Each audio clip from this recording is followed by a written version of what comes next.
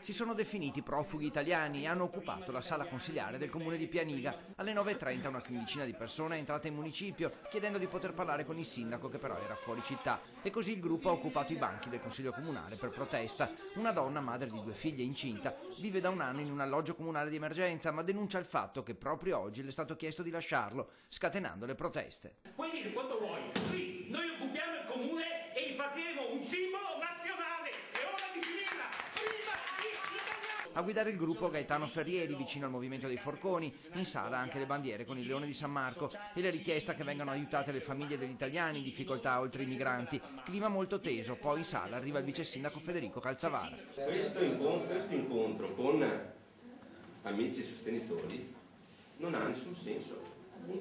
In municipio anche gli assistenti sociali, che già seguono la famiglia e le forze dell'ordine, iniziano una lunga trattativa e solo dopo 3 ore, attorno a mezzogiorno, la sala viene liberata, con la promessa da parte delle istituzioni di affrontare l'emergenza abitativa. I manifestanti denunciano la presenza di migranti che non pagano le utenze, ma che a rischiare lo sfratto è solo questa famiglia italiana. Siamo riusciti a parlare con le istituzioni, non è una violenza fisica che noi facciamo, è una richiesta di un rispetto di un diritto, e l'istituzione, in questo caso il Pianiga, si è messa disposta a dialogare. Martedì avranno un incontro con la persona cittadina. Il comune replica che la donna è comunque ospite del comune, con spese a carico dei servizi sociali, che non sarà abbandonata e che la prossima settimana si cercherà una soluzione alternativa.